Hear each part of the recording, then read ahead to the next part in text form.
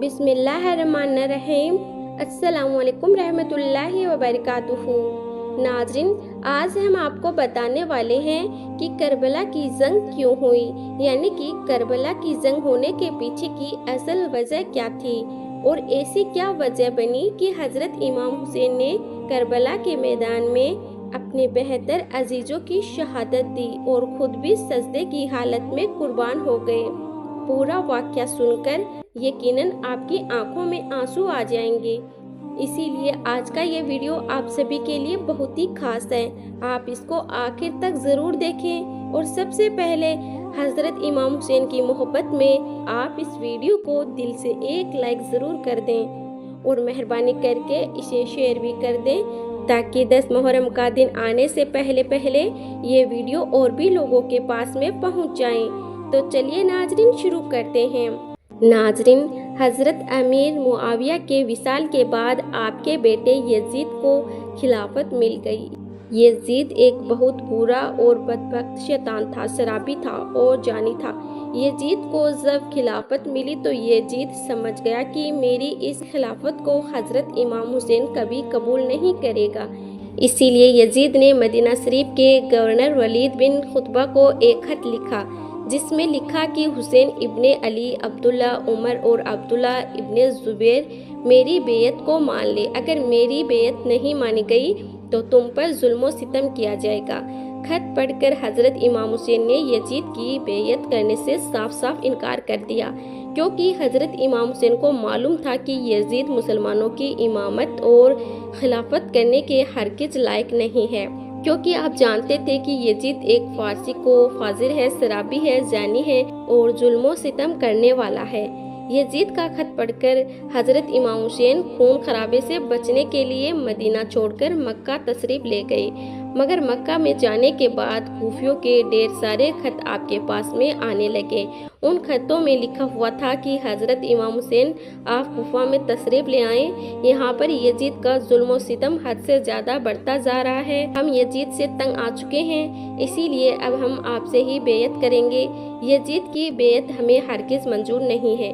कूफियों के खतों को पढ़ने के बाद हजरत इमाम हुसैन ने वहाँ के हालात को समझने के लिए अपने भाई हजरत मुस्लिम बिन अकील को ये कहकर कूफा भेजा कि जाओ और जाकर वहाँ के हालात मालूम करो। हुक्म पाते ही हजरत मुस्लिम बिन अकील कूफा पहुँचे।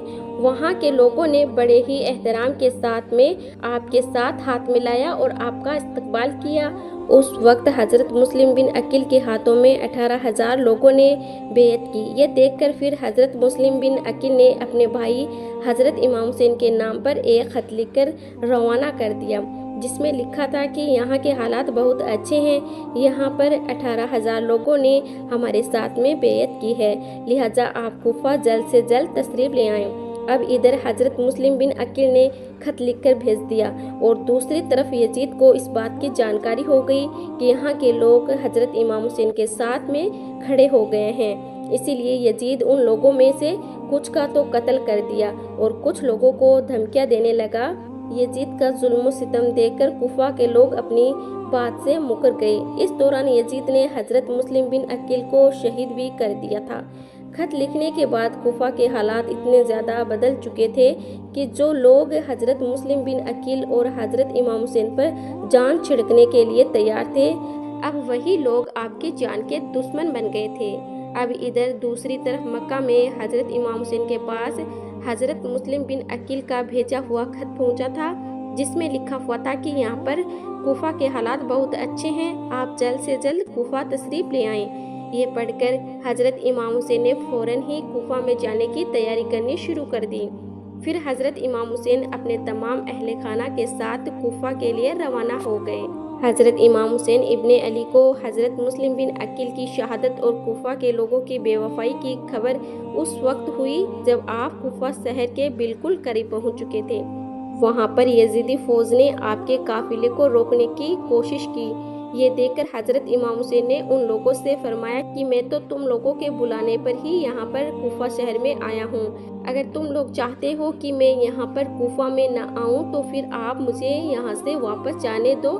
मैं यहाँ से वापस जाने के लिए तैयार हूँ। इस तरह से फिर यजीदी फौज ने हजरत इमाम हुसैन को कुफा शहर में दाखिल नहीं होने दिया। इसीलिए फिर हजरत इमाम हुसैन ने अपने पूरे काफिले के साथ अपना रास्ता बदल दिया और चलते चलते आप एक बहुत बड़े मैदान में पहुंच गए। वहां पर जाने के बाद आपने एक शख्स से पूछा कि ये कौन सी जगह आ गई है। तो उस शख्स ने बताया कि इस जगह को करबला कहा जाता है। जैसे ही करबला का नाम सुना तो हजरत इमाम हुसैन ने फौरन ही अपने पूरे काफिले को वहीं पर खेमा लगाने का हुक्म दे दिया। इस तरह से फिर हजरत इमाम हुसैन का पूरा काफिला करबला के मैदान में ठहर गया। अब इधर यजीदी फौज को इस बात का जैसे ही इल्म हुआ कि हजरत इमाम हुसैन ने अपना खेमा करबला के मैदान में लगाया है, तो यजीदी फौज ने भी फौरन ही करबला के मैदान में पहुंचना शुरू कर दिया।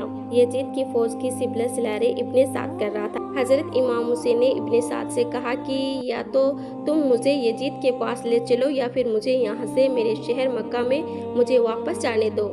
लेकिन इब्ने साद इन दोनों बातों में से किसी भी बात को कबूल नहीं किया और वह हजरत इमाम हुसैन को यजीद के साथ में बेयत करने पर मजबूर करता रहा। लेकिन हजरत इमाम हुसैन ने उसकी इस बात को मानने से साफ साफ इनकार कर दिया। फिर दिन गुजरते गए। इस तरह से करते करते 3 मुहर्रम का दिन आ गया। अब जालिम यजीद ने हजरत इमाम हुसैन के सामने 22,000 सिपाहियों का लश्कर भेज दिया। दूसरी तरफ हजरत इमाम हुसैन के साथ में सिर्फ 72 लोगों का काफिला था, जिनमें औरतों और बच्चे भी शामिल थे। नाजरीन, कितनी हैरत की बात है कि यजीदियों को हजरत इमाम हुसैन से इतना ज्यादा खौफ था कि 72 लोगों के सामने 22,000 की फौज को भेज दिया, जो कि हजरत इमाम हुसैन के सामने 100 गुना से भी ज्यादा लोग थे। लेकिन फिर भी हजरत इमाम हुसैन के सामने यजीदी फौज के हौसले पस्त हो गए। आखिरकार यजीदी फौज ने ये फैसला किया कि अगर इमाम हुसैन को हराना है तो पहले इनका पानी बंद करना होगा, तभी इनका मुकाबला किया जा सकता है। नाजरीन, फिर दिन गुजरते गए और ऐसे करते करते 7 मुहर्रम का दिन आ गया। 7 मुहर्रम के दिन ही यजीदी फौज ने हजरत इमाम हुसैन के काफिले वालों पर पानी को बंद कर दिया। हम आपको बता दें कि उस वक्त करबला के मैदान में पानी का कोई भी इंतजाम नहीं था सिवाय नहरे फुरात के। लेकिन 7 मुहर्रम के दिन नहरे फुरात का पानी हजरत इमाम हुसैन के काफिले वालों के लिए पूरी तरह से बंद कर दिया गया। इस पर हजरत इमाम हुसैन और आपके साथ में जो जवान लोग मौजूद थे वो तो प्यास को बर्दाश्त करते रहे, लेकिन आपके साथ में छोटे छोटे बच्चे और औरतें थी, उनका प्यास के मारे बुरा हाल होने लगा। फौजी यजीद जो चारों ओर से हजरत इमाम हुसैन और आपके साथियों को घेरे हुए थे, उन्होंने ये तय किया कि अब 9 मुहर्रम के दिन हजरत इमाम हुसैन के साथ में जंग लड़ी जाएगी और उनका कत्ल कर दिया जाएगा। इस बात की जानकारी जब हजरत इमाम हुसैन को हुई तो फिर आपने हजरत अब्बास से फरमाया, ए अब्बास, जाओ यजीद की फौज के पास जाओ और उनसे कहो कि हमें एक रात अल्लाह की इबादत करने के लिए मोहलत दी जाए। फिर जब हजरत अब्बास ने यजीदी फौज से एक रात की मोहलत के लिए कहा तो उन्होंने ये सोचकर मोहलत दे दी, एक दिन की प्यास से इनकी और ज्यादा हालत खराब हो जाएगी। इस तरह से फिर 9 मुहर्रम की रात आते आते हजरत इमाम हुसैन को पक्का यकीन हो चुका था कि यजीदी फौज सिर्फ मेरे खून की ही प्यासी है।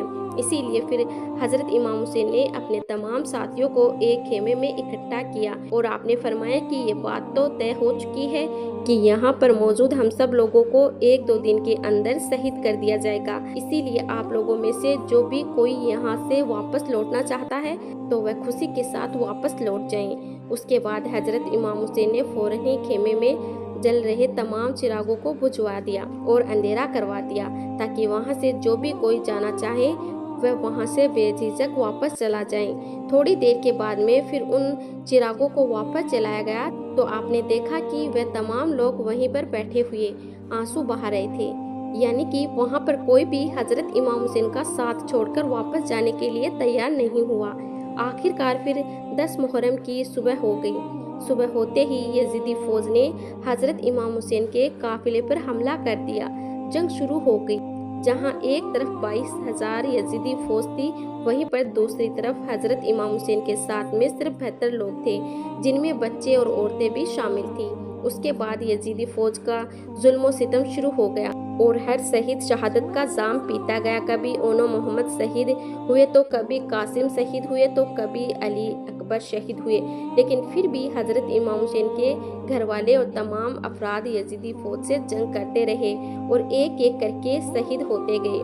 پھر حضرت عباس علمدار سے حضرت امام حسین کے 6 مہینے کے بیٹے علی اصغر کی پیاس دیکھی نہیں گئی، اسی لیے آپ نے ایک مسکیجہ اٹھایا اور اپنے گھوڑے پہ سوار ہو گئے اور یزیدی فوج سے لڑتے لڑتے نہر فرات کے کنارے تک پہنچ گئے۔ وہاں سے آپ نے اپنا مسکیجہ بھرا اور اس کو لے کر واپس لوٹنے لگے، لیکن تب تک بکھری ہوئی یزیدی فوج واپس اکٹھا ہو گئی اور پھر سب نے ایک ساتھ مل کر تیز برسانا شروع کر دیا۔ حضرت عباس علمدار جب تک حضرت امام حسین کے خیمے تک پہنچ پاتے تب تک یزیدی فوج نے تیر چلا کر حضرت عباس کو شہید کر دیا۔ اس طرح سے پھر ایک ایک کر کے تمام اہل بیت کے نوجوان اور ہاشمی شیر شہادت کا جام پیتے گئے۔ دھیرے دھیرے کر کے پھر حضرت امام حسین کے تمام ساتھی شہید ہو گئے تو اس کے بعد حضرت امام حسین نے خود نے اپنی تلوار اٹھائی اور اپنے گھوڑے پر سوار ہو کر میدان کے بیچ میں پہنچ گئے۔ اس کے بعد حضرت امام حسین اپنی تلوار سے کافی لمبے وقت تک یزیدی فوج کو کاٹتے رہے۔ حضرت امام حسین کے تنہا ہونے کے باوجود بھی آپ کے مقابلے میں کوئی بھی نہ ٹک سکا۔ اس کی صرف ایک ہی وجہ تھی اور وہ یہ تھی کہ آپ حضرت علی شیر خدا کے بیٹے تھے۔ اس وقت یزیدی فوج کے کمانڈر ابن سعد کو بھی یہ پکا یقین ہو گیا تھا کہ ہم کسی بھی حال میں حضرت علی کے بیٹے کا مقابلہ نہیں کر سکتے، اسی لیے پھر اس نے اپنی تمام فوج کو حضرت امام حسین پر ایک ساتھ حملہ کرنے کا حکم دے دیا۔ پھر یزیدی فوج نے ایک ساتھ مل کر حضرت امام حسین پر حملہ کر دیا۔ کسی نے تیر ماری، کسی نے نیزے مارے تو کسی نے پتھر مارنے شروع کر دیے۔ اگر کسی کو کچھ بھی نہ ملا تو وہ کربلا کی گرم ریت کو ہی حضرت امام حسین کے اوپر پھینکنے لگا۔ لیکن ان سب کے باوجود بھی حضرت امام حسین لگاتار یہ ثابت کرتے رہے کہ باطل چاہے تعداد میں کتنے ہی زیادہ کیوں نہ ہو، لیکن وہ حق اور سچ کے مقابلے میں بالکل بھی نہیں ٹک سکتے۔ پھر جب حضرت امام حسین یزیدی فوج سے کسی بھی حال میں نہیں رک رہے تھے، اتنے میں کربلا کے میدان میں اذان کی آواز گونجنے لگی۔ حضرت امام حسین نے اس مشکل وقت اور ایسے زخمی حالت میں بھی عصر کی نماز پڑھنے کا ارادہ کر لیا۔ آپ اپنے گھوڑے سے اترے اور وہیں پر آپ نے نماز پڑھنا شروع کر دیا۔ بس پھر کیا تھا، یزیدی فوج کو جس موقع کی تلاش تھی وہ موقع مل گیا۔ پھر حضرت امام حسین جیسے ہی سجدے میں گئے تو سمر نے ویسے ہی آپ کی گردن پر تلوار چلا کر آپ کے سر مبارک کو جسم سے جدا کر دیا۔ حضرت امام حسین کی شہادت کے بعد یزیدوں نے آپ کے سر مبارک کو نیزے پر رکھا اور پھر پورے کوفہ شہر میں گھمایا۔ آپ کے سر مبارک کو گلی گلی میں گھما کر جلوس نکالا گیا۔ کربلا کی اس جنگ میں حضرت امام حسین کے تمام گھر والوں میں سے صرف آپ کی ایک اولاد بچ سکی جس کا نام حضرت زین العابدین تھا، تو وہ اس وقت بیماری کی حالت میں تھی۔ اس کے علاوہ حضرت امام حسین کے گھر کی تمام عورتوں کو قیدی بنایا گیا اور کوفہ لایا گیا۔ بھلے ہی حضرت امام حسین کو کربلا کے میدان میں شہید کر دیا، لیکن آج بھی حضرت امام حسین پوری دنیا میں زندہ ہیں اور قیامت تک زندہ رہیں گے، اور یزید کا نام و نشان مٹ گیا ہے۔ حق حسین، مولا حسین۔